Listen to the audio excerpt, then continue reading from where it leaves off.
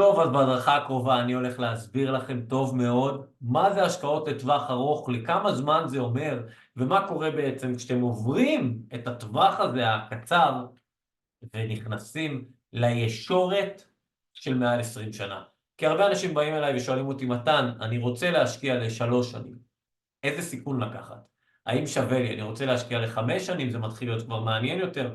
לעשור, הרבה אנשים מוציאים אחרי עשור. אבל מה קורה לאנשים ואיך אפשר לייצר הון משמעותי בשוק ההון לאורך זמן ולהסתכל לטווח ארוך, איך לתכנן היום את הפרישה שלכם?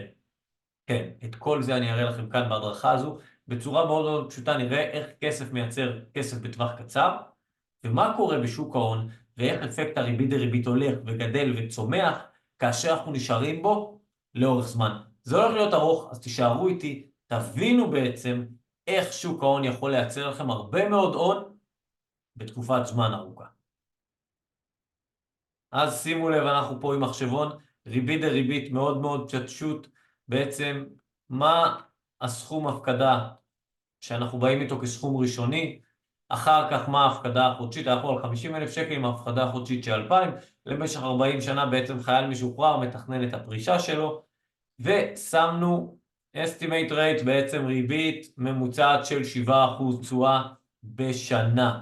שימו לב, ה-S&P 500 עשה ב-40 שנה האחרונה מעל 11% תשואה לשנה בהשקעה פסיבית עצמאית. משמע, אנחנו יכולים להביא הרבה יותר מזה ביפר, אבל בואו נתחיל ב-7%, נראה גם מה קורה אם אנחנו מעלים את זה, ובואו נחשב מה קורה לנו. אז מה אנחנו רואים פה? אנחנו רואים בהתחלה, בשנה 0 בעצם הפקדנו 50,000 שקל, בפיוטר value ב-7% זה כמה בעצם יהיה שווה הכסף, ההשקעה והתשואה, ולמטה בירוק זה בעצם מה קורה, כמה כסף הפקדנו בסופו של דבר לשוק. שימו לב להיפרדות, ואיך ההיפרדות של הגרפים לאורך זמן הולכת וגדלה, כי זה האפקט של הריבית דריבית. בסוף אנחנו אחרי שנתיים בעצם, יהיה לנו, הפקדנו 98,000 שקל, עשינו רווחים חמודים, 8,000 שקל בערך על הסכום.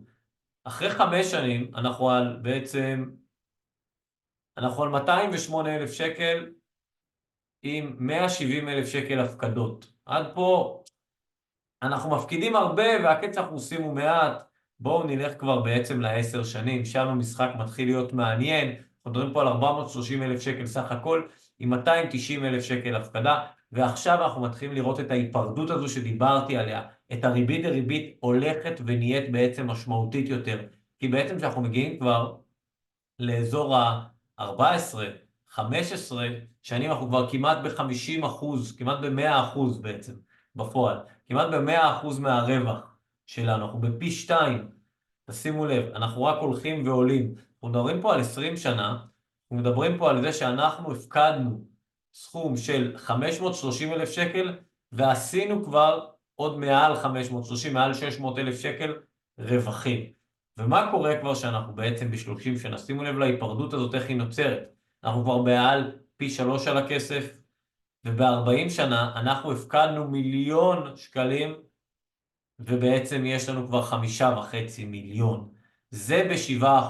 זה מה שקורה בעצם כשאנחנו משקיעים לטווח מאוד מאוד מאוד ארוך. מה שקורה לרוב האנשים, רוב האנשים עוצרים פה, כי הם לא מבינים את האלמנט של מה שקורה לנו כאן. ותשימו לב כמה משמעותית ההתחלה. אם היום, במקום 50,000, אנחנו מתחילים עם 100,000 שקל, אנחנו על ה-50,000 שקל הנוספים, עשינו פה עוד בערך 700,000 שקל. לכן נקודת הזמן היא קריטית, ואת זה אתם צריכים לזכור. נקודת הזמן ההתחלתית שלנו היא קריטית, כמו התשואות שלנו. מה קורה לרוב האנשים בישראל? בואו ניקח את אותם 50,000 שקל, ובואו נגיד וזו קרן הפנסיה שלכם, רוב האנשים משקיעים אותה בעצם במסלול עם סיכון נמוך, ואז הם מגיעים במקסימום, בואו נגיד בתארס הם מגיעים ל4% ממוצע, בואו ניקח 5% שנים טובות, במקום להגיע ל5.5 מיליון, הם מסיימים את אותם הפקדות, אותם 1,000,000 שקל הפקדות, הם מסיימים עם 3,250,000 שקל, פחות 2 מיליון שקל. זה השקעה חכמה לטווח ארוך. אתם צריכים להבין מה התשואה שאתם יכולים לעשות, אתם צריכים להשקיע בסוף כצעירים בסיכון גבוה, וככל שאנחנו משקיעים יותר זמן, ככה אנחנו רואים את אפקט הריבית דריבית הולך וצומח, ואת הגרפים האלה הולכים ונפרדים לאורך זמן, וזה מה שאתם רוצים. בסופו של דבר, להשקיע לאורך זמן זה קל. ואני אגיד לכם יותר מזה.